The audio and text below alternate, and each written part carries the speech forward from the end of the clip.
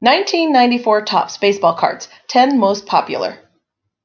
Did you know that the 1994 Topps Baseball Cards were once approved as a treatment for chronic disappointment?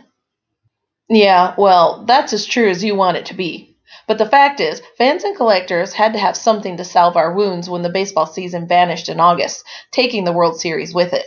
The strike. Blah. But as was always the case, and is still always the case, we had our pasteboards to keep us connected to the game and to feel better for just a little while.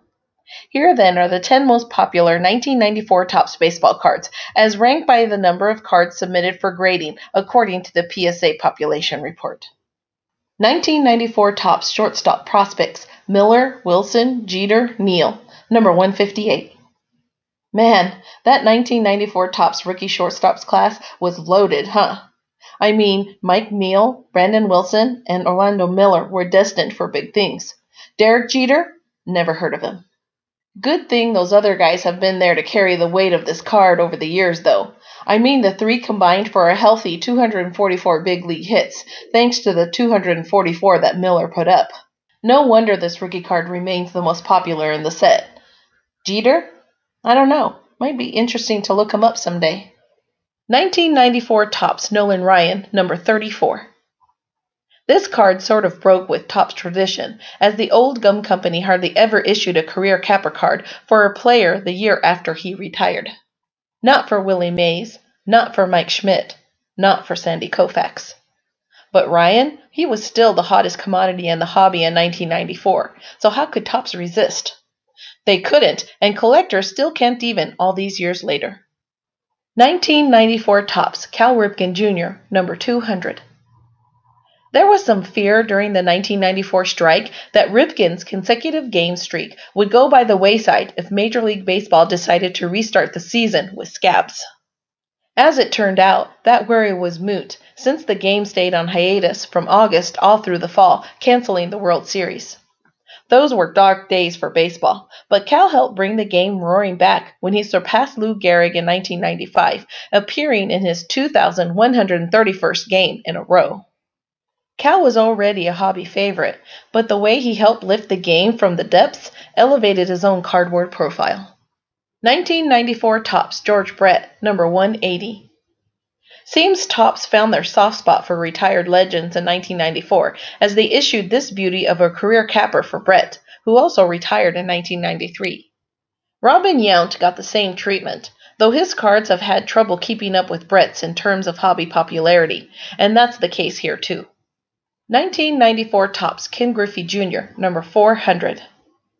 Griffey had the power breakout in 1993 that everyone had always predicted for him, slamming 45 home runs for the Mariners while driving in 109 and batting a robust .309. This card captures a maturing Griffey, just beginning to fulfill what seems like his destiny, becoming one of the greatest players the game has ever seen. A hobby icon from the time his 1989 Upper Deck rookie card found the light of day, Jr. continues to delight collectors today. 1994 Topps Don Mattingly, number 600. Donnie Baseball was still relatively young at 33 when this card was issued, but back problems had derailed his once overworldly production. Collectors and fans kept holding out hope, though, that Mattingly could reclaim his former glory and keep his cards in the spotlight, even if they were bumped slightly out of the center by the likes of Griffey and Ryan.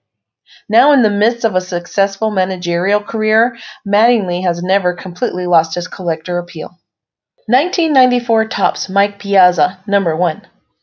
This isn't quite a rookie card, as Piazza had landed some cardboard appearances in 1992 and 1993.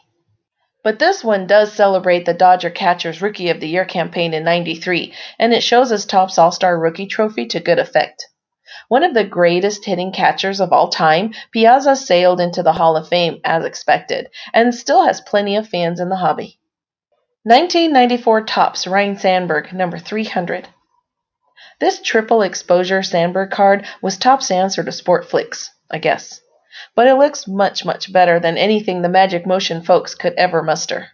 Sandberg, of course, was one of the most popular players of the 1980s and early 1990s, but he would play in only 57 games for the Cubs in 1994 before the strike and temporary retirement sidelined him in 1996. A 2-year comeback bumped up his stats enough to solidify Rhino's spot in Cooperstown, and his status as one of the greatest second basemen the game has ever seen. 1994 Topps Rickey Henderson, number 248. By 1994, Henderson had already rewritten the base running record book and was busy adding to his other stats: hits, home runs, RBI. He was maybe baseball's greatest hot dog, and by most accounts, its greatest leadoff hitter. So you can usually count on Rickey's cards to show up on the most popular / most valuable lists like this one. 1994 Topps Chipper Jones, Ryan Klesko, number 777. By 1994, the Braves already had 3 straight division titles under their belts, and they had other prospects in the pipeline who would eventually help them run the streak to about 100.